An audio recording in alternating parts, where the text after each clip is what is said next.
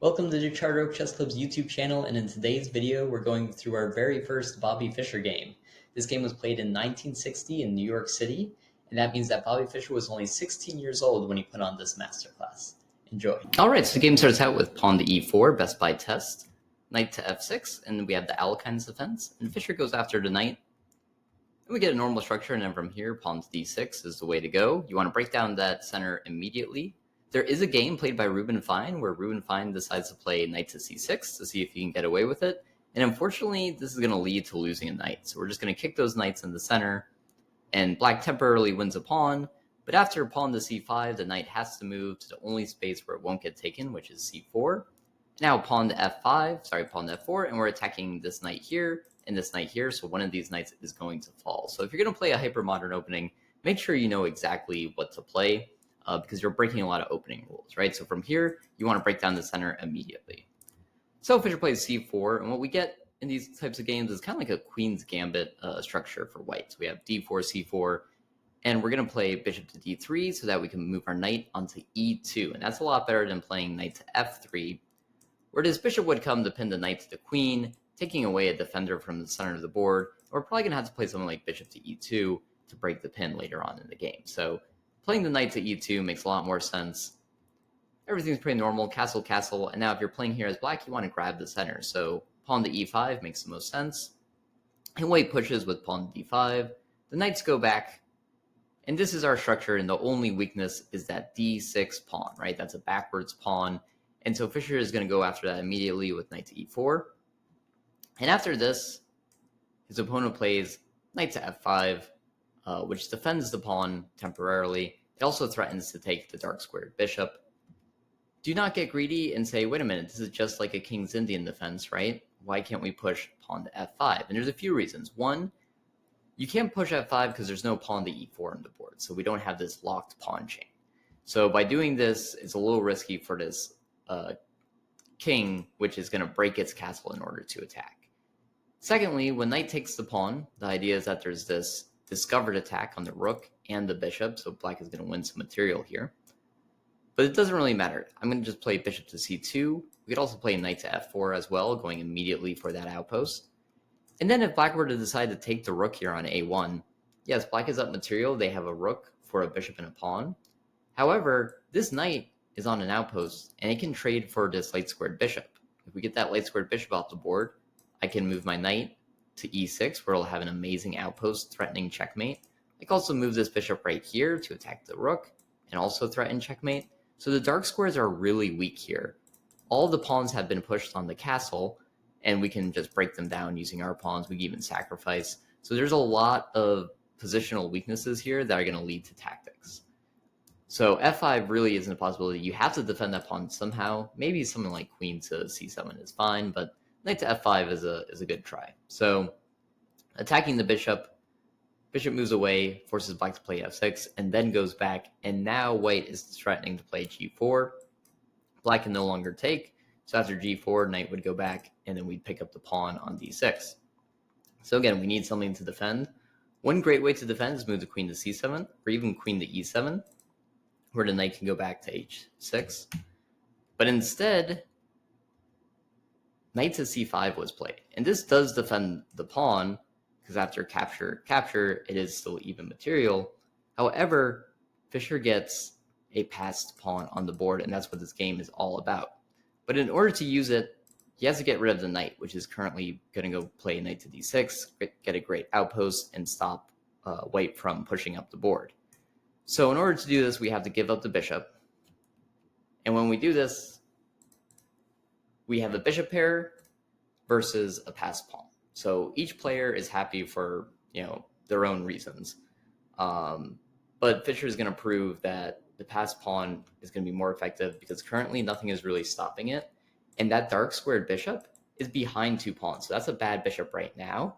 Let's not give my opponent any time to get back into this game. So Fischer plays pawn to f4. And after this exchange of material, we can see how the bishop still cannot play because of f6. What happens if we were to push? Because this looks like kind of a tempting offer, right? Because now both players have a passed pawn. Well, the structure is really hard to play because knight g3 comes on the board.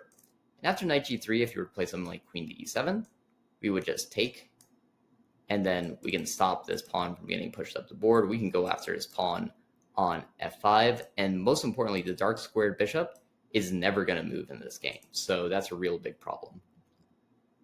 So instead, what if they played bishop back, and then white captures the pawn, but then again, we get that discovered attack and also hitting the rook, but the problem is the knight can go back to c3, and now white has simply won a pawn, and they still have their passed pawn on d5. So for all those reasons, black decided to exchange the pawns, which makes sense. Queen comes to d6. Now from here, one of my favorite moves of the game, knight to h5. It just looks like a move that we shouldn't be allowed to play because why can't we just take this knight? But the problem is the rook is looking at f5. So if capture, both these pieces are attacking the pawn, they're attacking the king side, and most importantly, the bishop cannot get into the game, so this would be an easy win.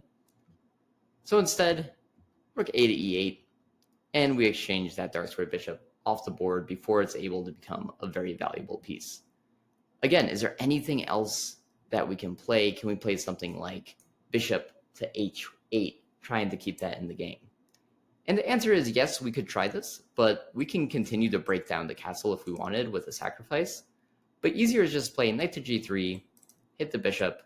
Bishop has to go back to d7. Now let's have some fun kicking this queen. So bishop to f4, kicking the queen. Queen goes back. Let's get onto that open file now. Rook to e1, attacking the queen. Queen has to go back. And now we can hit the rook and the pawn and threaten to bring the queen onto e7.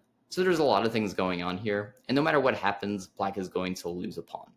And one fun line to play is pawn to f5, capture, capture, capture, capture, and white wins a pawn, and they get a tempo because that dark squared bishop has to leave.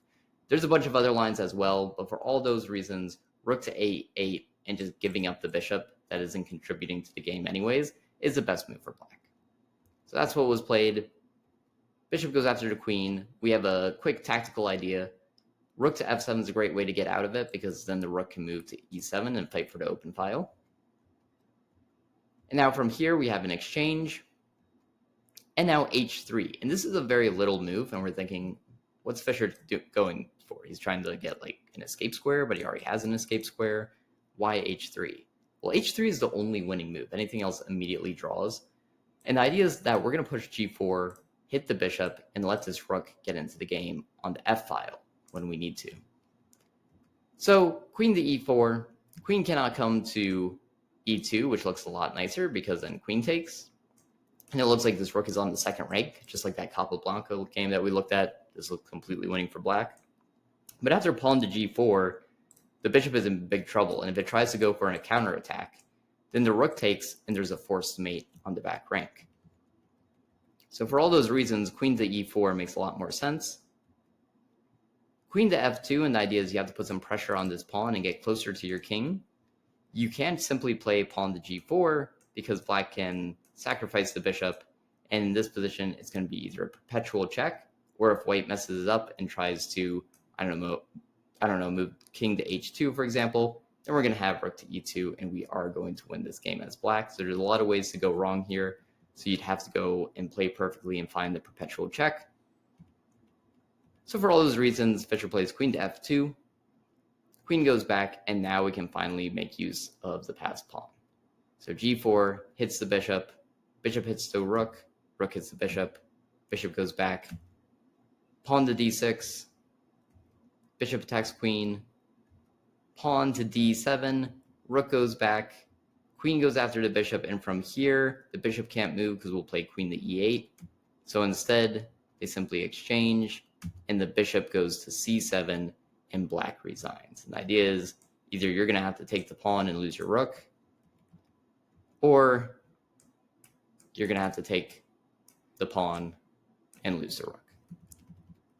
Now, was there anything fun that black could play? Yes, there was one more trick that they could have played, but again, it wouldn't have worked.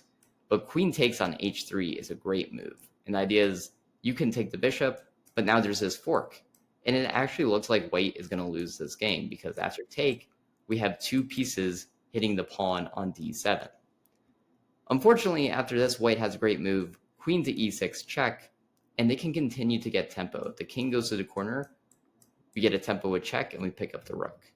If not, the king can go here, but it's blocked by the bishop. So we're going to play check. King goes back, check. When the king goes up here, check. Always checking the king until we're able to simplify and trade off all the material. Thank you for watching. Be sure to like and subscribe for more chess content.